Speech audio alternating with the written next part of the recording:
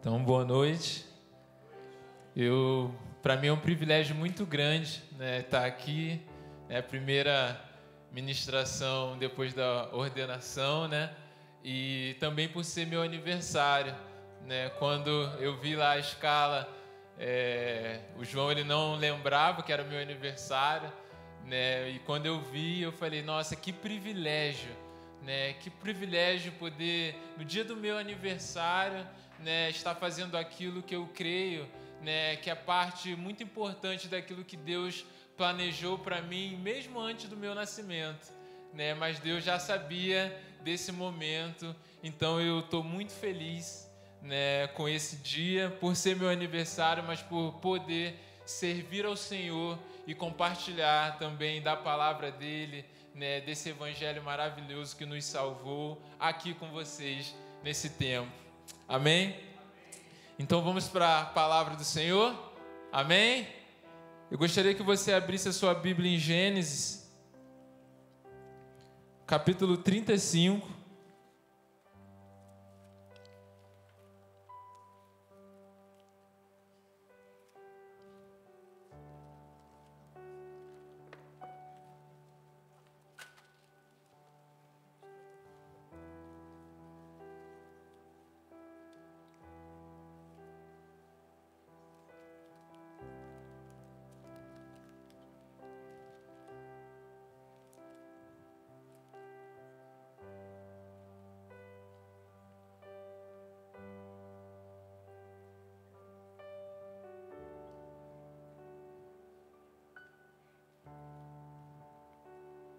Nós vamos ler do versículo 16 até o versículo 18 de Gênesis 35.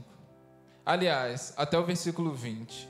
Gênesis 35, do versículo 16 ao versículo 20. Todo mundo achou? Amém? Está sendo projetado também, se você tiver sem Bíblia. E diz assim o texto: Eles partiram de Betel. E quando chegaram, quando ainda estavam a certa distância de Efratá, Raquel começou a dar à luz com grande dificuldade. E enquanto sofria muito, tentando dar à luz, a parteira lhe disse: Não tenha medo, pois você ainda terá outro menino. Já a ponto de sair-lhe a vida, quando estava morrendo, deu ao filho o nome de Benoni. Mas o pai deu-lhe o nome de Benjamim. Assim, morreu Raquel e foi sepultada junto do caminho de Efratá, que é Belém. Sobre a sua sepultura, Jacó levantou uma coluna, e até o dia de hoje, aquela coluna marca o túmulo de Raquel. Então, até aí, esse texto ele tem falado comigo há algumas semanas, né? Você conhece Jacó, você conhece a história de Jacó, né? Praticamente toda a história, tudo aquilo que você conhece sobre Jacó, a não ser a parte que envolve José, já tinha passado aqui. Então ele já tinha negociado a primogenitura, né, do seu irmão, deu lá o prato de lentilhas e ganhou, né, a bênção do seu pai. Ele já tinha fugido, ele já tinha encontrado Labão, ele já tinha trabalhado por uma filha, depois trabalhou pela outra. Ele já tinha inclusive reencontrado seu irmão e eles se reconciliaram, ficaram de bem, né? E aí o seu irmão foi com os seus descendentes para uma cidade, ele foi para outra, e ali nessa outra cidade eles tiveram um conflito com o povo daquela região, e Deus ele guiou, né, Jacó e a sua família, seus descendentes, seu gado, tudo que ele tinha lá, para esse lugar, né, que eles estavam aqui. Então, depois que eles saem, quando eles estavam saindo, entre toda essa história de de Jacó, e a história de José que vem depois, nasce um menino, né? Esse menino aqui era irmão, né, filho de Raquel, como nós vemos no texto, irmão de José. Então aqui nós vemos a história de um nascimento, né, o nascimento de uma criança. E esse texto falou muito ao meu coração, porque o nascimento é um parto, né? Então, pela primeira vez eu dei bastante atenção para essa parte do parto, né? Quem aqui me conhece um pouco mais de perto sabe que a minha esposa, ela é enfermeira obstetra, né? Então, quase todo dia ela chega em casa contando de um ou outro parto que ela fez, de situações, né, que acontecem no hospital. Inclusive agora ela está de plantão, né? E eu prestei um pouco mais atenção nesse texto. E esse texto tem algumas verdades, algumas coisas aqui que ministram o nosso coração, e é por isso que nós vamos dar uma atenção para esse caso, para esse período ali do parto dessa criança. Porque todo parto, ele é recheado de expectativas, né? Então, desde quando descobriu lá que a mulher está grávida, aí começa a arrumar o quarto, começa a pensar, né, no nome da criança, né, e como ela vai ser também. E é aqui que envolve também a identidade, né, porque antes do parto ainda existe uma expectativa de Deus sobre essa criança. Porque o que é identidade? A parte principal da nossa identidade, nós entendemos que é o plano de Deus para as nossas vidas. É aquilo que, como eu disse aqui, Deus ele planejou antes de toda a fundação do mundo. Deus ele tinha um plano para a sua vida. Então, isso envolve o relacionamento com Ele, isso envolve a sua vocação, isso pode envolver diversas áreas da sua vida. É aquilo que você é para Deus. Isso é o mais importante da sua identidade. É aquilo que Deus sabe sobre você, é aquilo que Deus deseja sobre a sua vida. E fora isso, a gente ainda tem uma identidade na nossa sociedade, né? Então você chega lá, né, na escola, quando você era lá do pré, né, primeira série, vai chamar seu nome lá na chamada, né? Tem gente que odeia essa parte, porque não gosta do nome, mas tem. Quando você vai fazer uma entrevista de emprego, por exemplo, na sua identidade com Deus, você é filho de Deus, né? Nossa, é uma das melhores formas de você definir a sua identidade. Mas só que, por exemplo, quando você chega numa entrevista de emprego, quem é você? Você não vai, embora você seja filho de Deus, né? Embora seria uma resposta muito boa espiritual, mas não é isso que você responde. Ali você precisa se identificar de outra forma, né? Apesar que a gente tem alguns costumes, algumas palavras bem, né, evangeliquez assim, e aí você chega lá no seu trabalho, né, tem o seu amigo lá de trabalho que você sabe que é da igreja, você fala, ô vaso. Quem está ali no contexto não entende nada, né? Não sabe é vaso o quê? Vaso sanitário, vaso de flor, não sabe, mas a gente tem as nossas linguagens, né? Então, a nossa identidade na sociedade também é importante. São duas coisas, né, importantes aí sobre a nossa identidade. Dentro dessas identidades existe uma demanda, ou seja, a gente já nasce com a demanda. Uma demanda que até aqui eu vou, assim, definir como uma demanda saudável, né? Pela expectativa que tem no nosso nascimento. Então, veja, Deus ele tem uma expectativa sobre a sua vida, sobre o que você vai ser, sobre o plano que Ele tem para você. Mas também há uma demanda saudável da sua família, do seu parto. E aí, quando você chega a uma certa idade, você vai ter que ir para a escola, né? São coisas que você já nasce tendo que fazer. É uma demanda já na sua vida, que eu considero saudável, porque faz parte da sua vida, do seu desenvolvimento, né?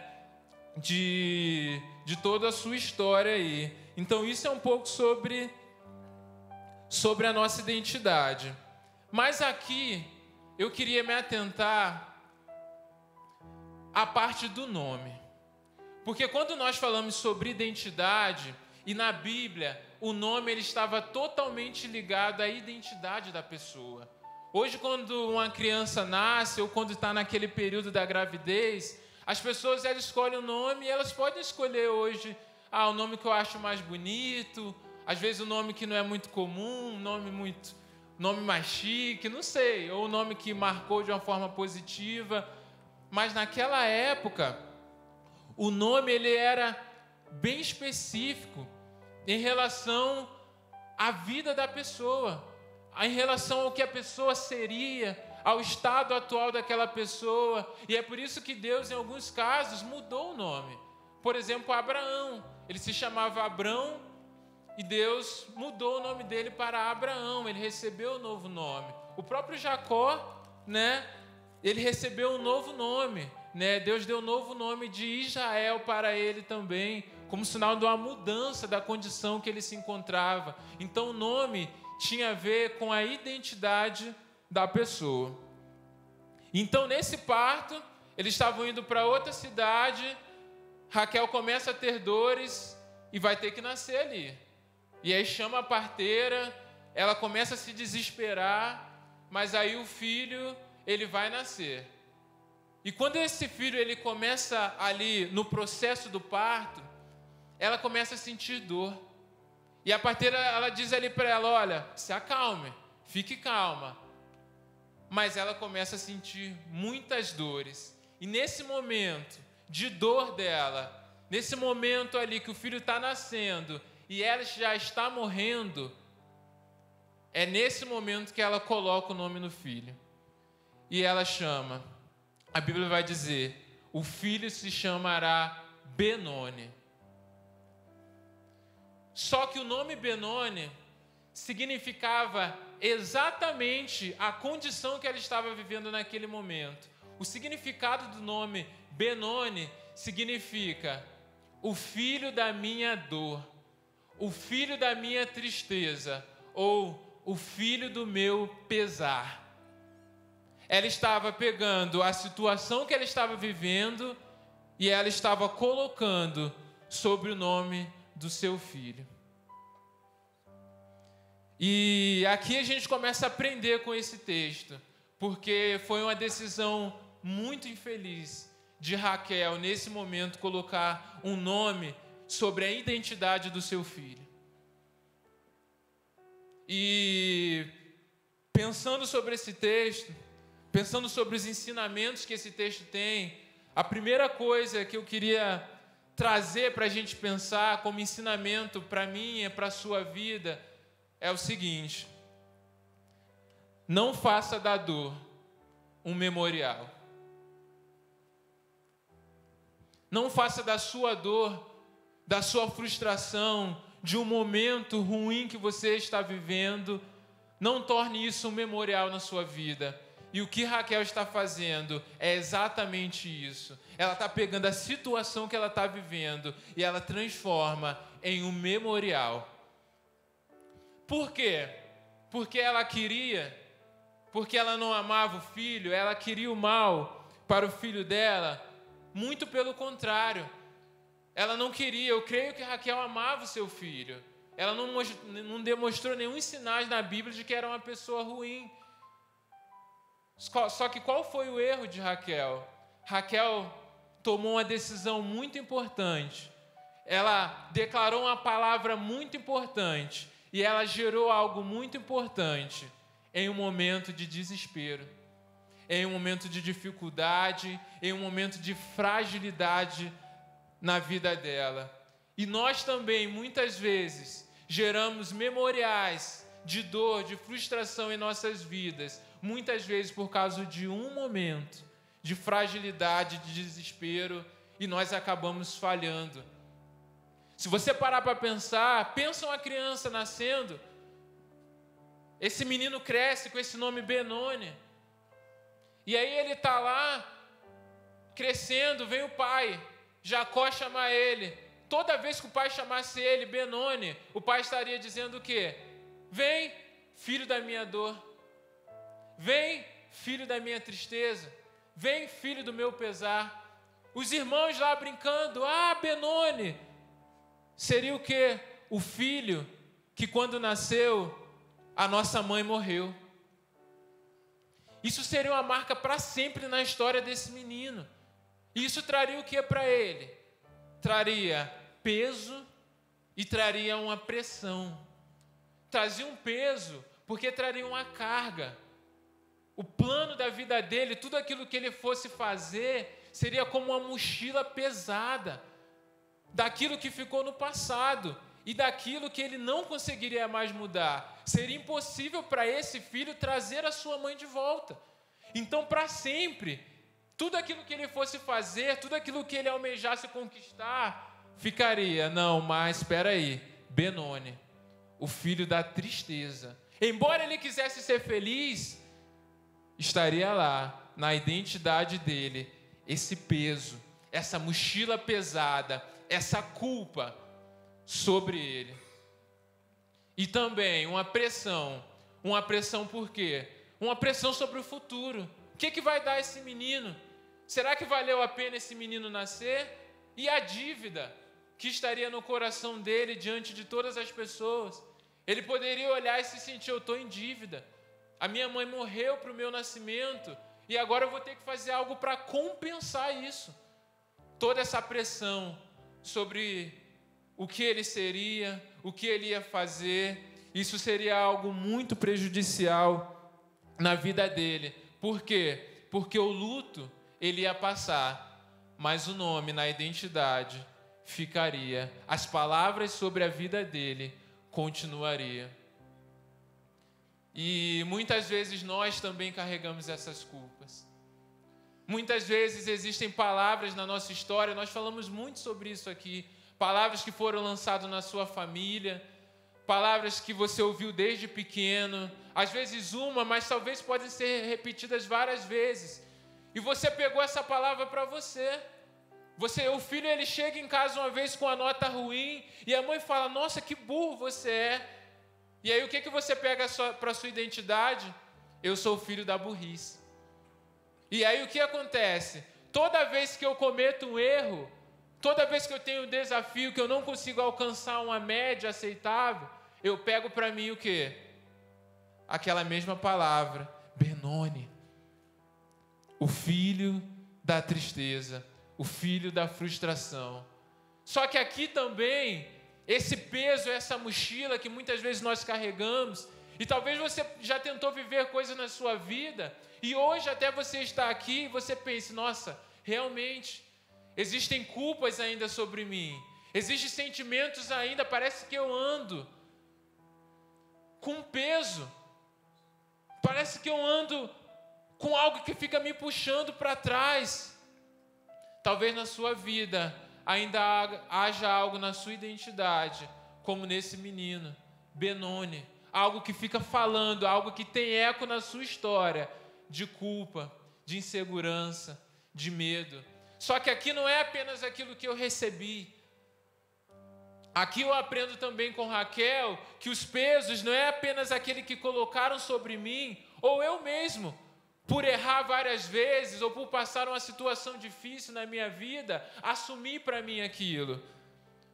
É muito importante nós pensarmos também sobre a mochila que nós colocamos nas costas dos outros, sobre o peso que nós pegamos por palavras no momento de estresse, no momento difícil, que é para nós, não, foi só um descontrole, mas para a pessoa que recebeu, pode ficar marcado na identidade dela.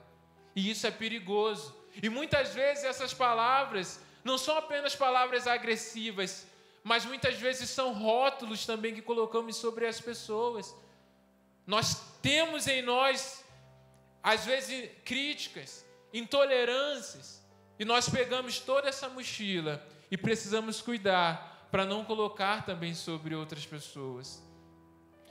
Algumas semanas atrás também eu estava conversando, eu e o Marcelo da dança, estávamos conversando com uma pessoa da igreja, um membro, ele é um empresário, ele tem uma empresa, ele estava contando, olha Dani, uma vez eu tive um funcionário lá na minha empresa, que eu peguei o cara na lama, o cara estava mal, assim, o cara estava quase ali no fundo do poço, e eu peguei esse cara, eu ajudei esse cara, peguei, vamos lá, eu dei um trabalho para ele, eu investi na vida dele em treinamento, para ele se tornar um profissional top naquela área. Eu fiz tudo o que eu pude fazer por ele. E aí, depois disso, depois de eu ter feito tudo para ele, ele começou a pisar na bola, a gente começou a ter algumas coisas assim não muito legais, e aí ele acabou vacilando, e por fim, depois de eu ter investido tanto nele, o cara saiu, o cara foi embora, o cara deixou a empresa. E aí ele contou assim a situação, mas ele não estava com raiva, não estava amargurado me contando. Mas aí, o que aconteceu? Passou um tempo, liga uma pessoa para ele. Quem era? Era um cara de outra empresa. Liga, e aí fulano, tudo bem? Tá, eu sou o cara de outra empresa. É o seguinte, chegou um cara aqui, a gente está fazendo algumas contratações e tem um rapaz, a gente viu no currículo aqui, que ele passou aí na sua empresa, que ele trabalhou aí com você há algum tempo, e agora a gente está ligando para você, para que você nos diga como que ele agiu aí na sua empresa com você, como que ele é no dia a dia, como que é o caráter dele. Antes de contratar, a gente quer uma recomendação. Aí você pensa só a oportunidade que esse homem tinha. Ele podia pensar, é agora é a hora, sabe? Sabe aquele seu ex? Aquele que podia chegar alguém assim um dia, que você fica pensando, nossa, podia chegar alguém um dia e perguntar, como que é fulano? Você conhece ele? Me fale mais um pouco sobre ele. Sabe aquele? Aí você pegava assim e falava assim, não, faz o seguinte, me manda um e-mail, que eu vou te falar como ele é. Manda lá o relatório, né? Lá, bota lá no Word, escreve tudo assim, bota até nas normas da BNT, que já faz uma tese já de doutorado quase aí, né? Já manda, toma aí, ó, um relatório bem detalhado do fulano. Mas esse homem é homem de Deus, que estava conversando comigo, e ele falou assim, Daniel, eu podia escrachar, eu podia queimar esse cara no mercado, mas eu pensei bem, e naquele momento que eu estava pensando, eu pensei, mas esse homem tinha coisas positivas também. Ele foi bom, eu mesmo queria que ele continuasse. E ele começou a considerar as coisas positivas no coração dele. E ele entendeu, naquele momento, que talvez o homem não tinha dado certo por causa do momento que ele estava vivendo. Que talvez foi um erro de adaptação entre os dois. E ele pensou assim, não quer dizer que ele não deu certo comigo, que ele não vai dar certo em nenhum lugar. Não quer dizer que porque a gente não se adaptou no relacionamento, aqui na empresa, que eu tenho que queimar ele em todo o mercado. Não. E aí ele respondeu e ele recomendou aquele homem. Ele disse os pontos, ele falou que houveram sim algumas adaptações, mas ele deu destaque também para as coisas positivas, para que aquele homem pudesse ser contratado e seguir a vida dele. Ou seja, ele decidiu não ser a pessoa que vai colocar o peso. Ele decidiu liberar esse homem para que ele vá em paz, sem carregar o rótulo de alguém que não deu certo, de alguém que é fracassado. Só que muitas vezes em nossas vidas, esses nomes, essa identidade que nós tomamos, essa dor, esses memoriais de frustração e de dor, elas vêm de uma forma sutil. Nem sempre isso vem com uma cara real de que é algo prejudicial para mim, de que está me fazendo mal. Não. Às vezes isso vem meio maquiado. E muitas vezes vem maquiado, sabe de quê? De segurança. Nós chamamos aquilo que está sendo memorial de dor, o impedimento na nossa vida, de segurança. Só que tem uma coisa.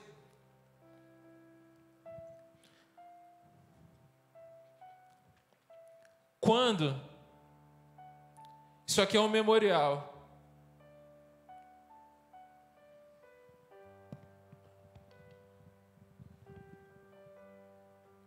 Quando eu torno a dor um memorial na minha vida, a dor não passa.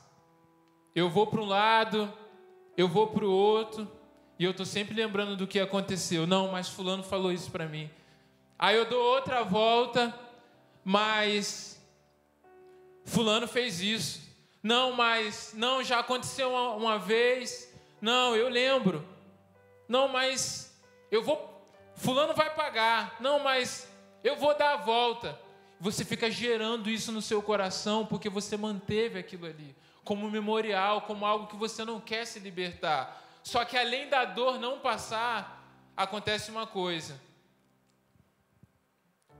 Você não passa da dor.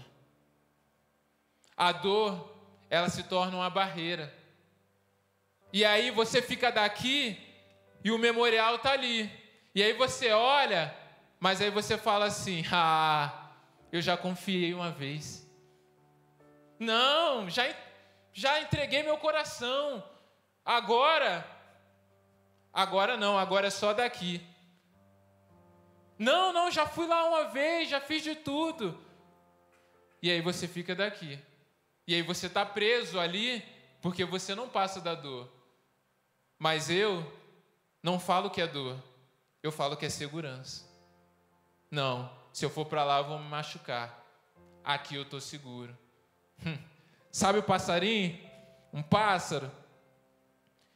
Ele nasce, ele começa no ovo. E o ovo é uma segurança para ele. Realmente, é uma segurança ali onde ele é formado.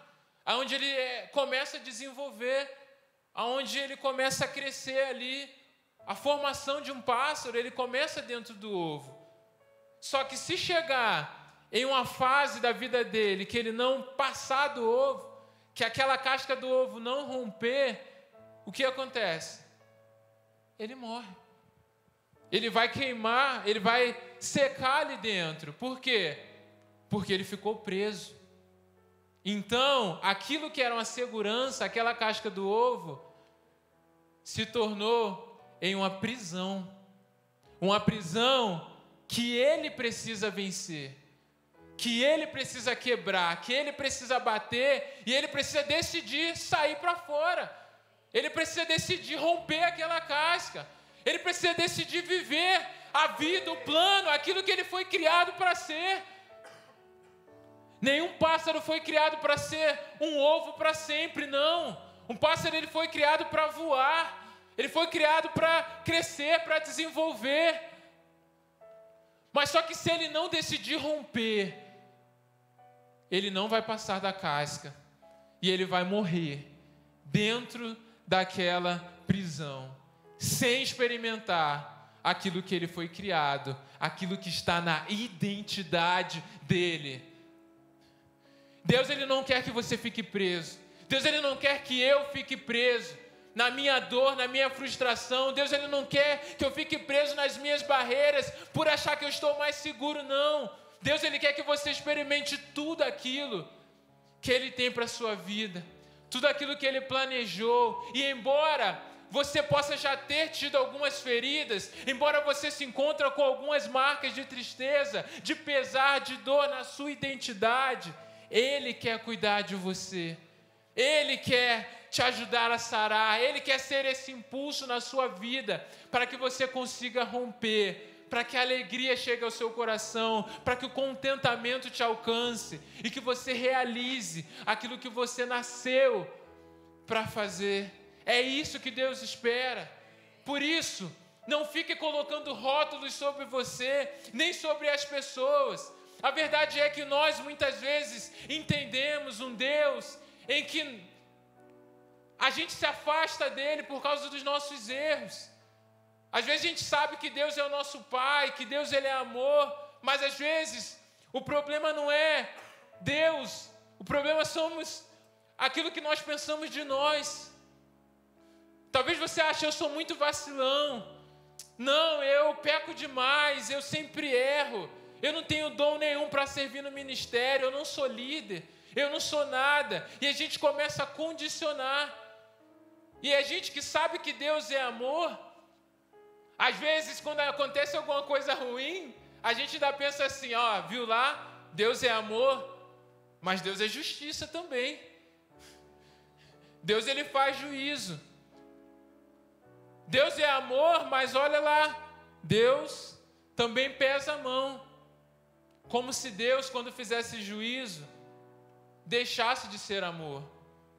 Não existe mais justiça. Existe Deus é amor e Deus é justiça. Quando Deus está aplicando a justiça dele, Deus continua te amando. Porque Deus, ele também é seu pai. Deus, ele é juiz, mas Deus, ele é seu pai. Eu não tenho como dizer para você que Deus não é juiz, ele é juiz. Só que esse juiz é o seu pai. E é o seu pai que te ama muito. E que te chama de filho. E que quer estar perto de você. E que quer te abraçar com você e com os que estão fora também. Aqueles que são rotulados. E aí a gente pensa, poxa, mas um Deus de amor, um Deus santo, um Deus tão bom, como que Deus ele se relaciona, por exemplo, com um político corrupto? Como que Deus ele se relaciona com um assassino, com um criminoso? Como que Deus se relaciona com um homossexual? Como que Deus se relaciona, por exemplo, com Fernandinho Beiramar? Queridos, não se relaciona. Porque Deus não sabe o que é Fernandinho Beiramar. Porque Fernandinho Beiramar é um rótulo, é um apelido, é a imagem que nós temos de um criminoso dado pela sociedade. Deus, ele olha para Fernandinho Beiramar e ele vê o Fernando. Deus, ele vê o Fernando, aquele que ele planejou, e ele tem um propósito antes da fundação do mundo. Deus, ele não se relaciona com rótulos. Deus, ele se relaciona com pessoas. Deus, ele não olha para as mochilas. Deus, ele pega a mochila e joga fora. Agora eu e você, meu filho, eu estou aqui. É isso que Deus faz. Deus, ele é o nosso Pai. Não é difícil entender que Deus é o nosso Pai. Embora muitas vezes a figura de pai, dependendo da sua realidade, dependendo do que você experimentou dentro da sua família, alguns não tiveram pais presentes, alguns não têm um bom relacionamento. E parece que quando fala que Deus é pai, talvez soe até um pouco ruim para você, porque você não entende. Porque quando você pensa pai, não necessariamente é algo tão bom quando outras pessoas falam, por exemplo. Mas eu vou te dar uma dica para isso. Eu vou te dar uma coisa didática, até isso ser gerado no seu coração de uma forma mais tranquila. Que existe uma outra palavra para chamar Deus de Pai na Bíblia. E essa palavra é Abba. Abba significa pai. Mas se talvez a palavra, quando você chame Deus de Pai, não seja exatamente aquilo que você espera, chame Deus de Abba. Abba é pai em aramaico. Isso vai te ajudar. Não é uma palavra mágica, mas é didático, ajuda. Porque na Bíblia, inclusive nas traduções, a palavra Abba, pai, é usada só para Deus. Só para a paternidade de Deus. Ela tem sido usada nas traduções. Então eu gostaria agora de ler mais um texto com vocês, que é o texto de Gálatas 4.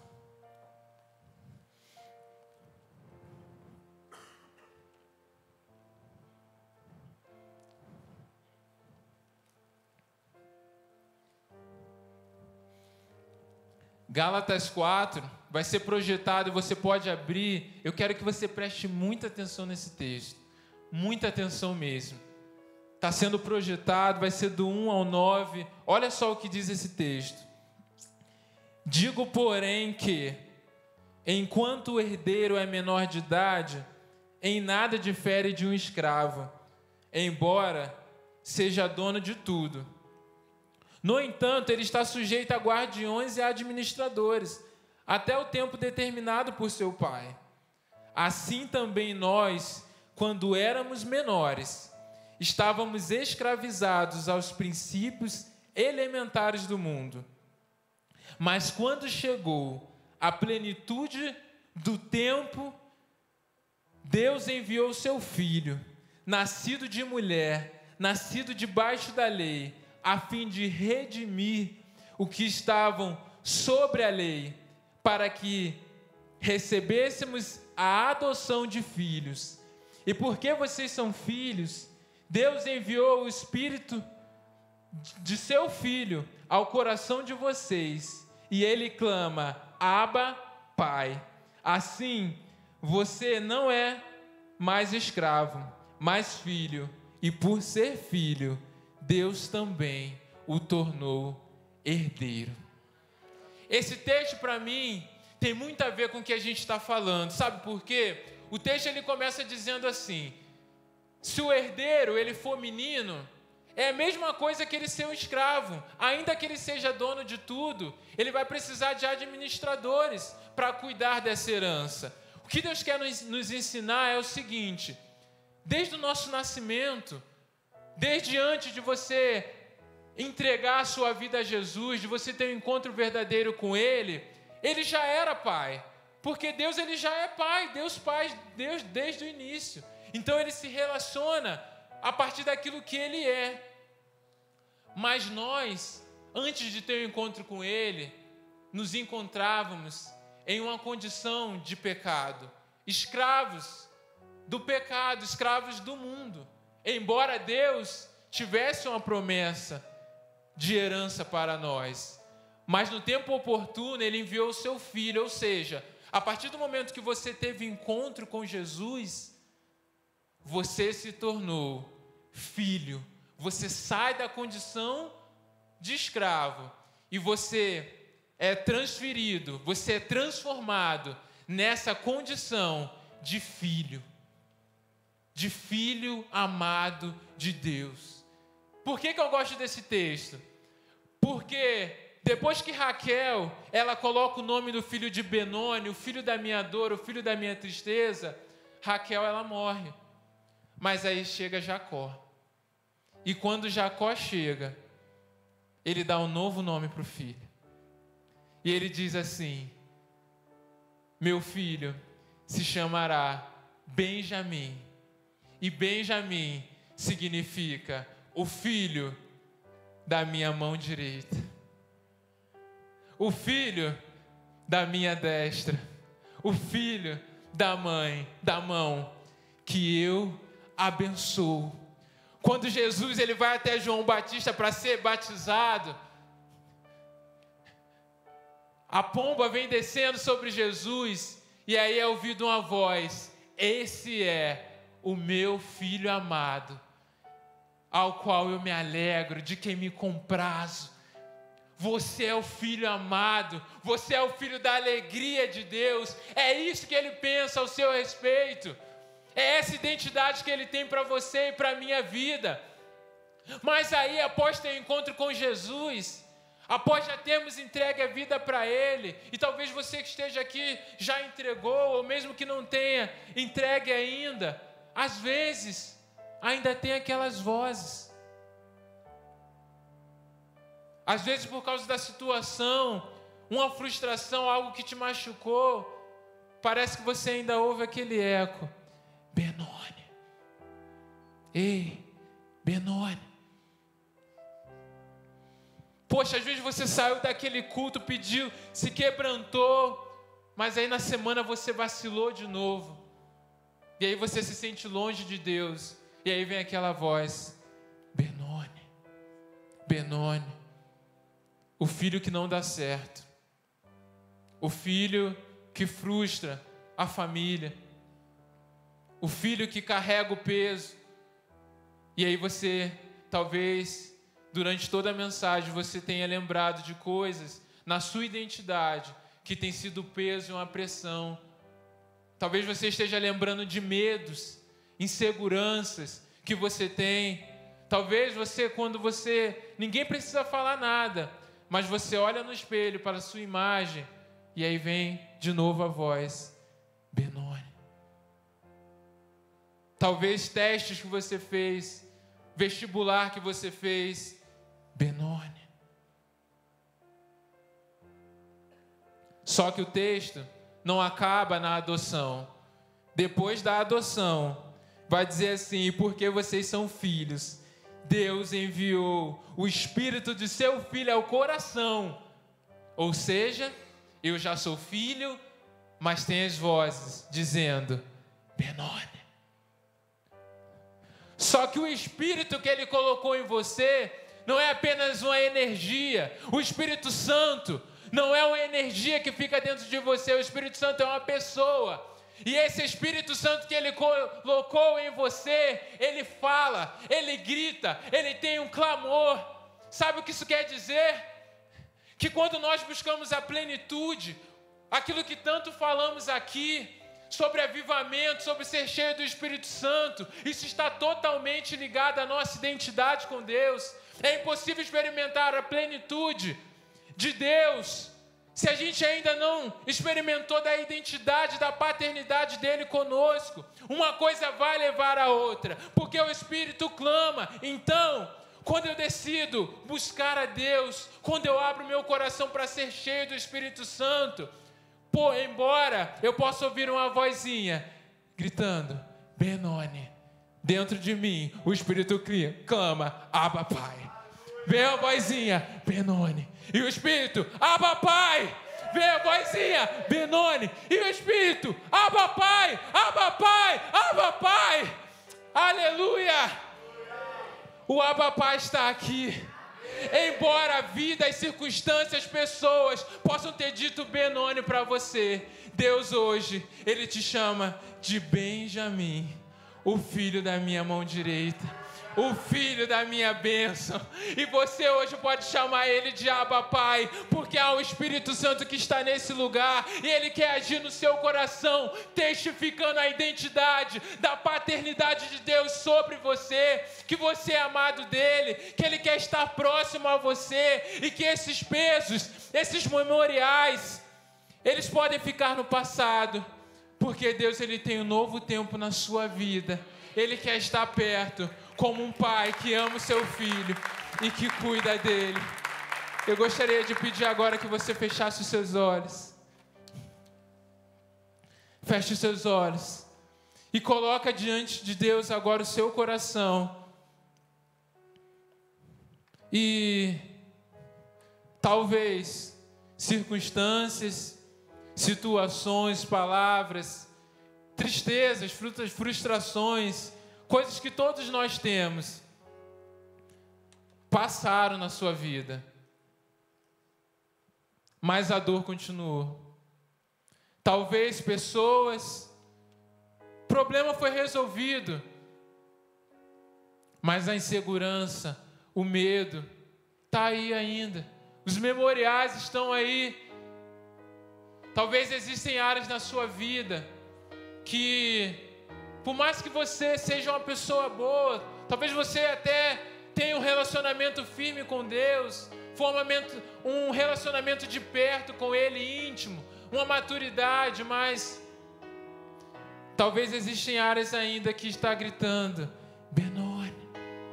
Aquela voz que você não quer ouvir, mas ela está aí, Benoni. Benoni, o filho da dor, o filho da tristeza, da frustração. E talvez você sinta esse peso aí. Hoje Deus, Ele quer te chamar. Hoje Deus, Ele quer olhar para você e dizer, Benjamim, você é o filho da minha mão direita. Você é o filho da minha bênção. Eu quero que você me chame de pai. Eu quero que você me chame de Abba. E eu queria te dar a oportunidade nessa noite. Deus, Ele já te chama de Benjamim. Deus, Ele já tem um nome novo para você, o filho da minha bênção. Mas Deus, Ele quer que você decida chamá-lo de pai. Deus, Ele quer que você decida isso. Eu queria te dar essa oportunidade. Eu queria, se Deus falou ao seu coração, Se você entendeu essa mensagem, você entende, eu preciso firmar, eu preciso renovar a minha identidade em Deus, eu preciso ter um relacionamento mais perto, mais próximo dele, um relacionamento de pai e filho. Eu queria te convidar que você saísse do seu lugar e que você viesse até aqui na frente, porque eu quero orar pela sua vida.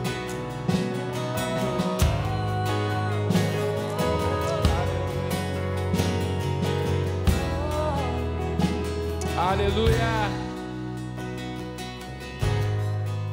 Fiz eu falar, tu cantavas sobre mim. Tu tens sido tão, tão bom pra mim.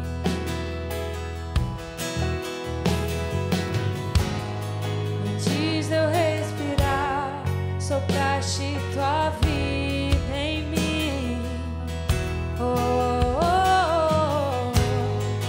Tu tens sido tão, tão bom pra mim.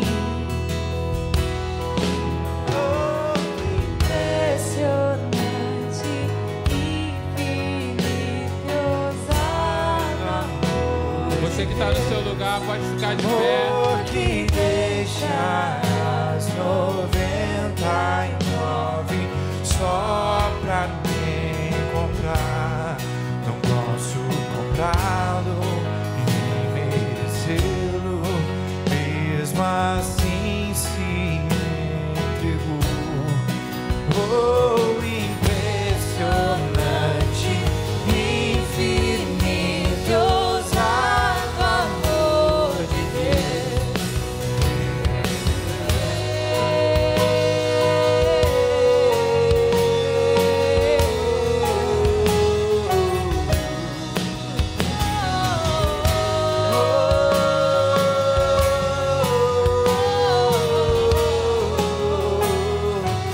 Sobre a sua nova identidade.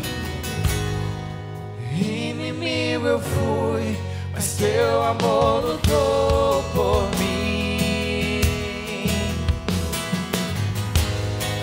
Tu tens sido tão, tão bom pra mim.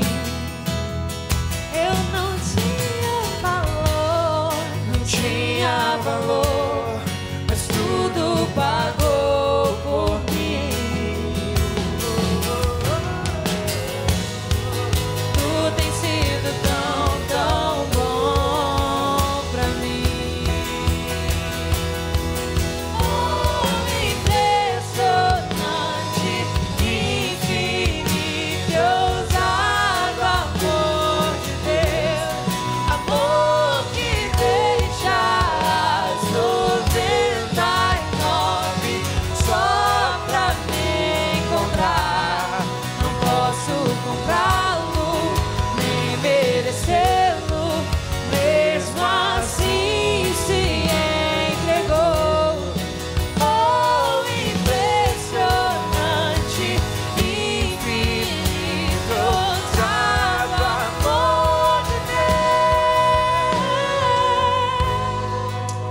Ainda dá tempo de você vir.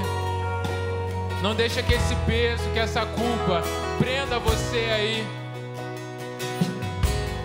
Então, se você ainda carrega algum tipo de culpa, alguma dívida, se você acha que quando você vai fazer algo, sonhar com algo, parece que nada dá certo, parece que tem um peso sobre você, talvez esse peso seja a falta de perdão. Talvez você não consiga perdoar alguém, você fica aguardando, você não consegue se libertar disso. Você pode sair do seu lugar, você pode vir aqui, chamar Deus de Pai, chamar Deus de Abba, dizer para Deus: Deus, eu quero ter a identidade do Senhor, eu quero deixar os meus memoriais, as minhas mochilas, e eu quero ser chamado de Benjamim, o filho da tua mão direita, o filho da tua bênção. Eu vou orar. Feche os seus olhos, estenda a sua mão para cá. Papai, nós te agradecemos, ó Deus.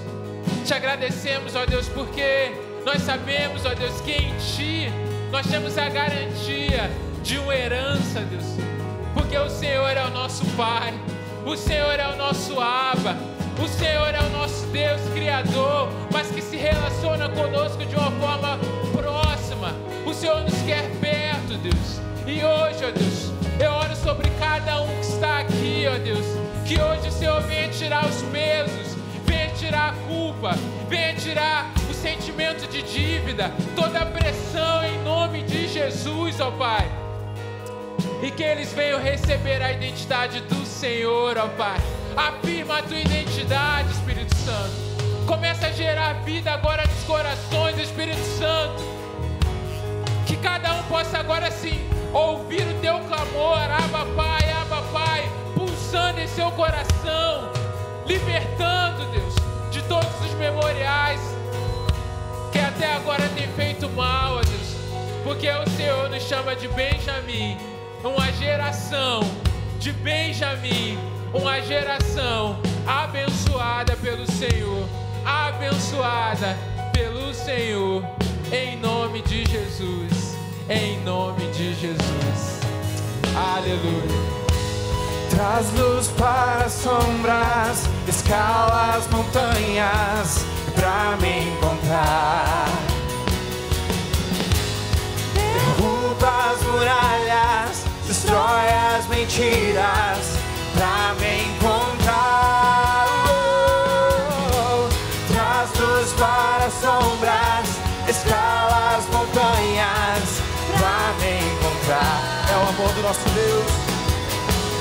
Derruba as muralhas, destrói as mentiras pra me encontrar. Traz luz para as sombras, escala as montanhas pra me encontrar. Derruba as muralhas, destrói as mentiras pra me encontrar.